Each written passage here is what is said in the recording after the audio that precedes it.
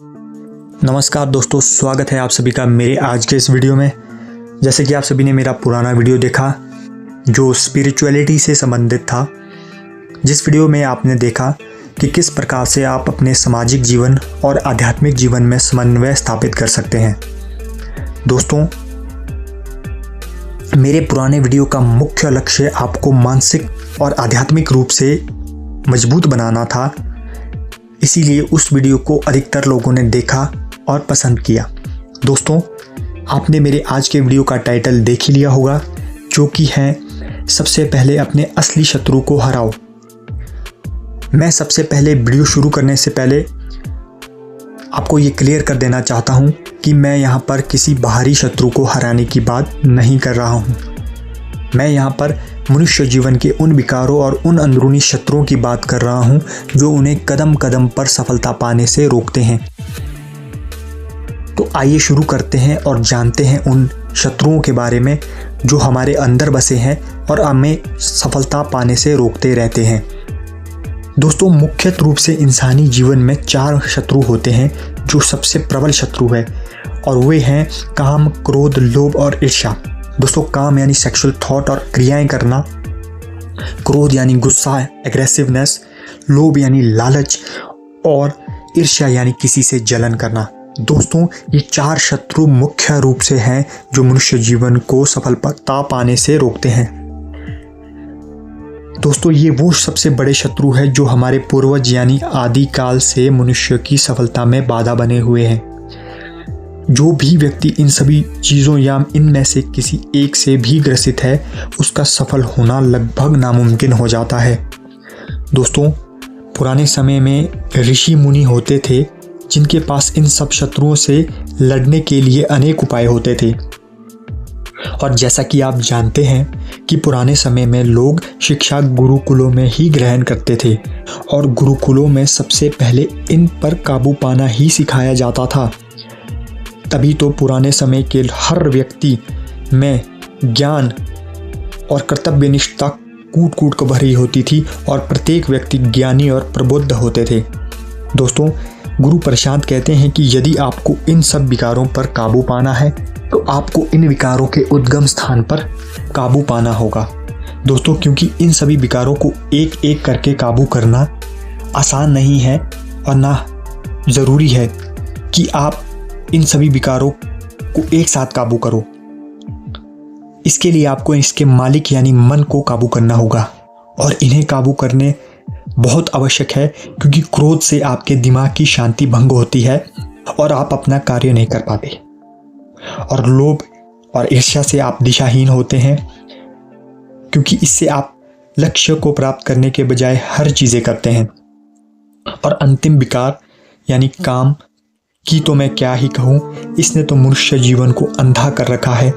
इसमें मनुष्य की सोच, विचार की क्षमता नष्ट हो जाती है, और मनुष्य रिश्ते, शर्म की परवाह किए बिना अंधों की भांति यानी मानसिक रूप से अंधे की तरह कार्य करता है।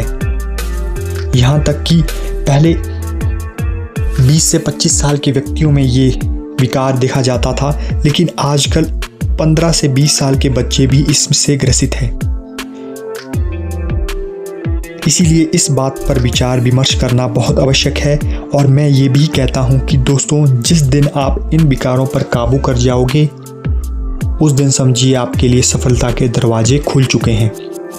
दोस्तों, मैं इस बात का सबसे प्रत्यक्ष उदाहरण बताना चाहूँगा कि कुछ सालों पहले मैं अपने एक दोस्त के साथ उसके मोहल्ले में घूमने गया, जिसने इन विकारों पर विजय पाने वाले का एक प्रत्यक्ष उदाहरण दिया। एक बार की बात है, जब हम दोनों दोस्त बाजार से घर आ रहे थे और हम उसके मोहल्ले में पहुंचे तो एक चाचा उस पर गालियों की बौछार करने लगे।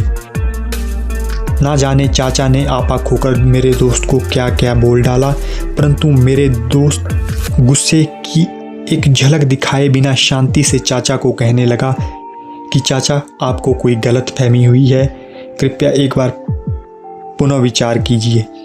पर चाचा आपे से बाहर थे। असल में चाचा की बड़ी बेटी किसी के साथ भाग कर विवाह कर लिया था और चाचा ने यह गलतफहमी में मेरे दोस्त को गालियाँ देना शुरू कर दी। परंतु मेरे दोस्त का इसमें हाथ ही नहीं था। बाद में जब ये चाचा को पता लगा तो चाचा स्वयं की नज़रों में खुद को कोसने लगा और दौड़ते हुए मेरे दोस्त के घर आया और फूट फूट कर रोने लगा और माफ़ी मांगने लगा। परंतु उसके मन में एक विचार था जो वो मेरे दोस्त से पूछना चाहता था। उसने मेरे दोस्त से पूछा, बेटा यदि तुम्हें पता था कि तुम्हारी गलती नहीं है, फिर तुम मेरी गालियाँ चुपचाप क्यों सुनते रहे? क्या तुम्हें मेरी गालियों का ज़रा भी बुरा नहीं लगा?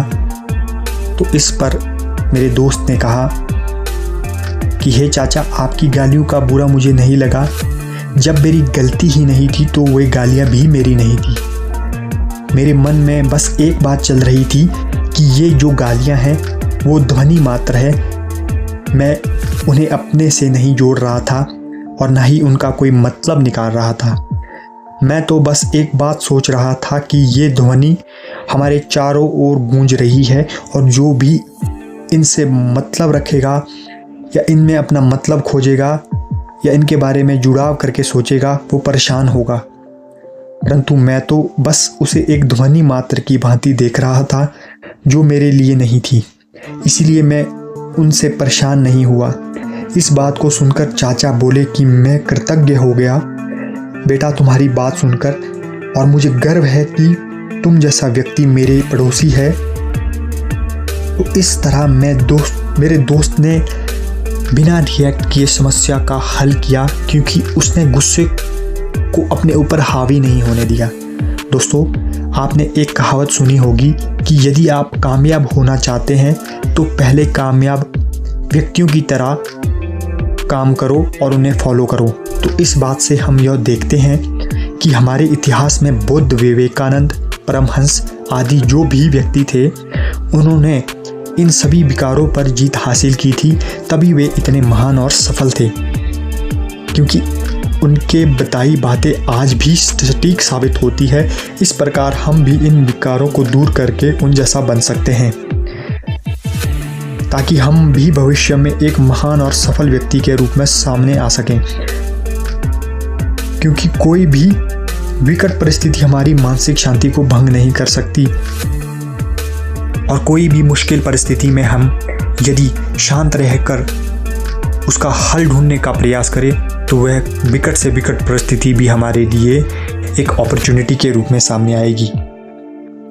दोस्तों, आशा करता हूं कि आज की मेरी इस वीडियो से आपके जीवन में कोई वैल्यू ऐड हुई होगी, और मुझे आशा नहीं अपितु पूर्ण विश्वास है कि आप इन सभी विकारों पर काम करके अपने आप के जीवन को समृद्ध और सफल बनाने में एक कदम और आगे बढ़ चुके होंगे।